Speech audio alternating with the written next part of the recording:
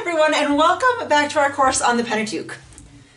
It's good to have you with us. My name is Pastor Katie Emery, and I'm so glad you're jumping in and learning about some of the important stories in this part of the Bible with me.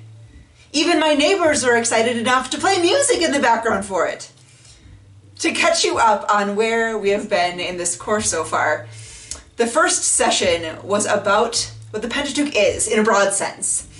The books that make up the Pentateuch and what the importance of the Pentateuch is.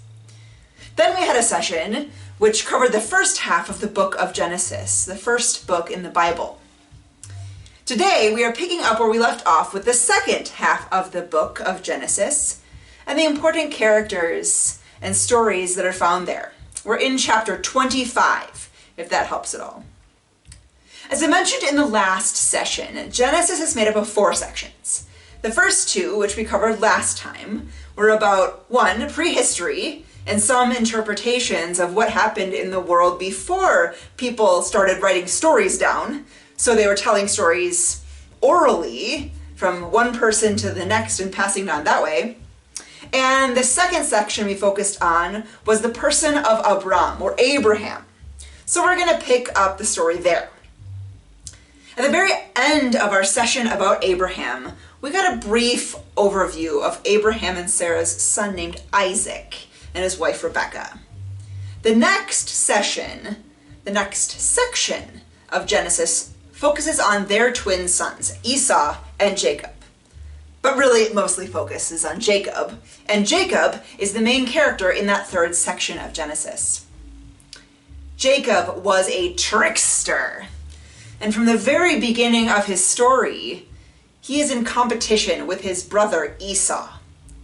It seems like even before they were born, they were quarreling about who would be better, or who would be greater, who would be the more important one.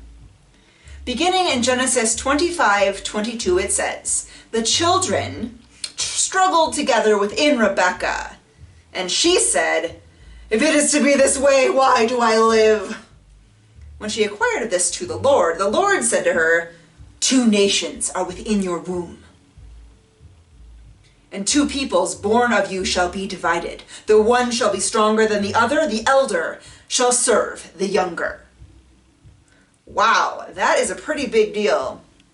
In the customs of the time, it was the eldest boy or man who was supposed to be the one who inherited the most and was ranked the highest in the household among the children. And that's not what the Lord said was going to happen in this case, which really sets up the story of Jacob pretty well. The things that are supposed to be a certain way ended up going very differently for him and his family. Esau was the one who was born first. Granted, it was only by probably a couple seconds, since we read that Jacob is grabbing onto Esau's heel on his way out of the womb. But first is first. Except due to certain circumstances and honestly some orchestration by Jacob's mother, Rebecca, Jacob is the one who ends up receiving the benefits of being the firstborn. First, Esau sells his birthright to Jacob for a bowl of soup. The birthright is what the eldest son gets, and it gives him the leadership position in the family and the rights to the inheritance. But Esau would rather not be hungry now than receive the benefits of being the firstborn in the future. He can only see what's right in front of his face. That is the first move Jacob moves to overthrow the family system. And the next move is when Isaac, Esau and Jacob's dad, gives Jacob the blessing which is meant for Esau. That is actually a very funny story that you can find in Genesis 27. You should definitely read it, but I'm not going to talk about it immediately right here. One thing I should mention is that the name Jacob means both he supplants or replaces and he takes by the heel. So you can see why Jacob is a uniquely appropriate name for him. He grabbed Esau by the heel when they were born, and he systematically supplanted his elder brother in various ways. You will find that, especially in the Old Testament, names often mean something deeper. Jacob's name is very fitting. So, when you're reading the Old Testament, wondering about what names mean is a really great thing to do. Often they'll talk about it in the footnotes of your Bible. So continuing the story of Jacob.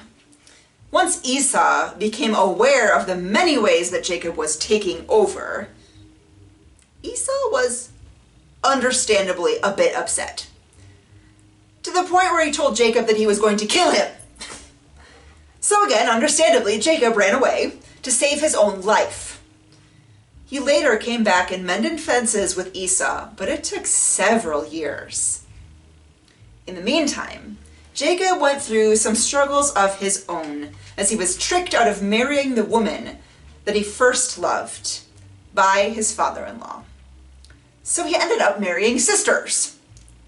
First, Leah, who was not the wife of choice, and later, Rachel, who was the woman whom he deeply loved and wanted to marry in the first place. From these marriages, Jacob was granted several children, most of them boys, which was ideal at the time. And it was the eldest son of his second marriage, Joseph, who was Jacob's favorite son. And as we switch to the fourth and final section, it is Joseph whom we will follow, and who is the character that this section is named after. But before I go any further, it is really when we get to Jacob that we see the promises of Abraham multiplying, nations coming from him, that we really see that come and take hold. Anyway, back to Joseph.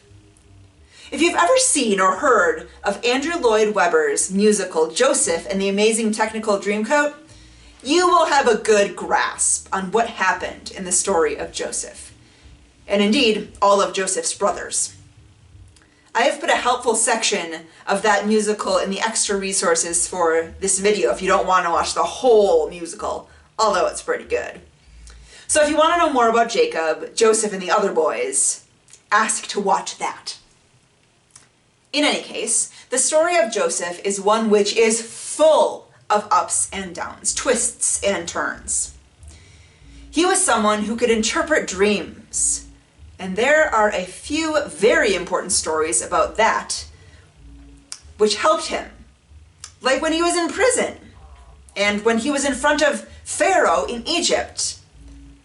But also, there are times when his dream interpretation got him into trouble, like when he tried to tell his brothers about how he had a dream where they all bowed down before him. Remember, he's not the oldest by 10. He has 10 older brothers. So that did not go over very well with his brothers, which again is understandable. How would you feel if your siblings were always telling you about how much better than you they were? Probably you'd be pretty upset. I know I would. Because of the dislike of this and of the favoritism that Jacob showed for Joseph, the brothers sold Joseph to some people who were on their way to Egypt, and they told Jacob, his dad, that he was dead.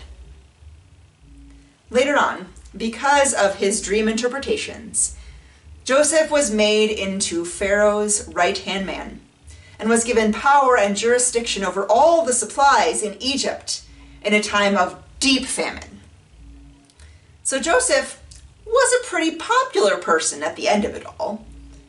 Eventually, Joseph and his brothers were able to forgive one another for the things that they had done to hurt each other, and the family of Abraham, Jacob, and Joseph, the three main characters of the sections of Genesis, remained in good favor in Egypt for hundreds of years, until the time where the book of Exodus picks up. But that's a story for the next session.